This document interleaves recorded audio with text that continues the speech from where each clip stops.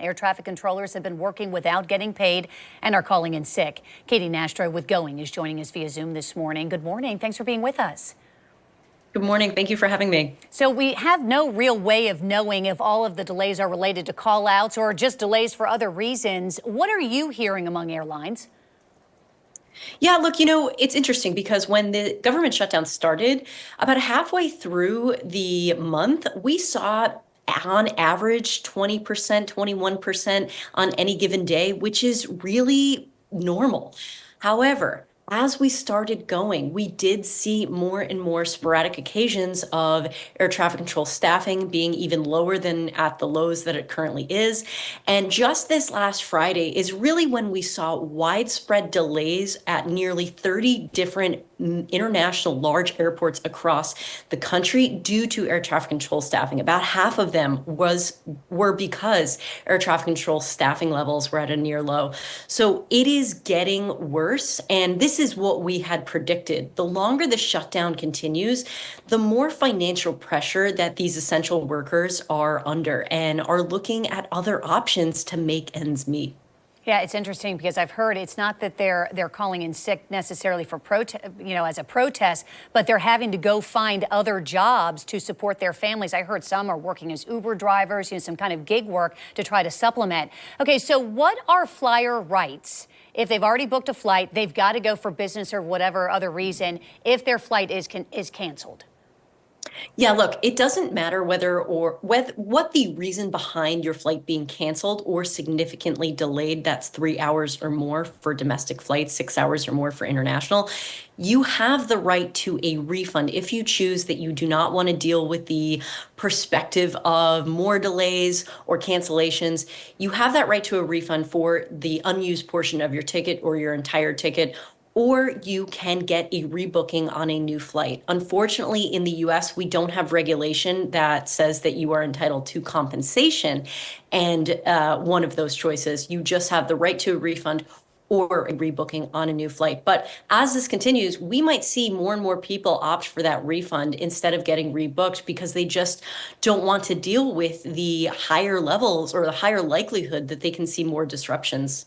Right, that domino effect, right? If they rebook for the next day and then it's all of the other flights also are having to be, and so you're limited on your options. What about if a flight is delayed? At what point can you start maybe getting your money back or take other recourse after a certain amount of time? Yeah, per regulation, it is 3 hours or more for a domestic flight. And unfortunately, we've seen across all of these sporadic events where we've seen an uptick in delays that they've really only been an hour, 2 hours. Once you hit that 3 hour threshold, though, that's really when you have the most rights. Now, we see oftentimes when you do get a significant or just under significant delay, 2-ish hours, sometimes airlines will actually prompt you with the option to rebook yourself at no additional cost. That's sort of in goodwill, but it's not a guarantee. And it unfortunately is not a right that they have to do that. It has to go up to that 3 hour mark before it is considered a significant delay. And does that still apply if it's weather related?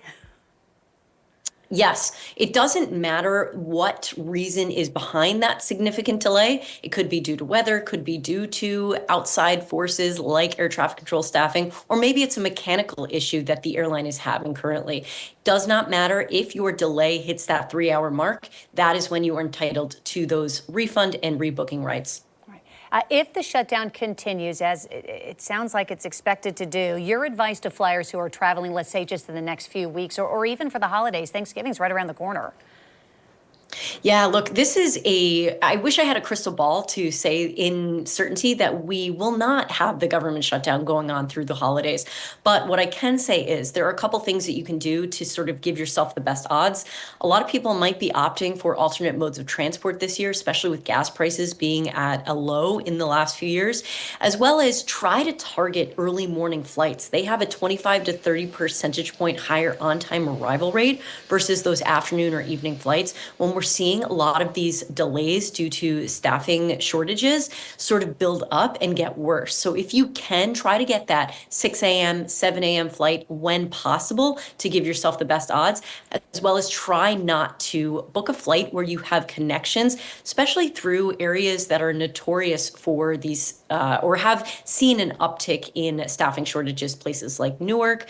We've heard of places like Philly. So you just want to sort of, again, give yourself the best odds and try not to book a connecting flight when possible for a myriad of reasons. And if they haven't booked their Christmas or New Year's flight yet because they're waiting to find out, it's so tough because the longer you wait, the more expensive they get. Any advice?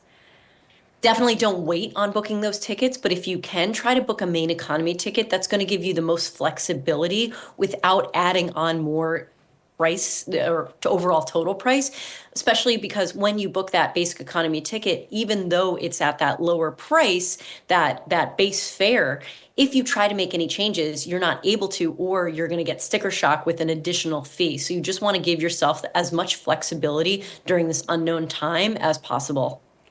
Katie Nastro with Going. Thank you so much for your advice this morning for our viewers. We appreciate you.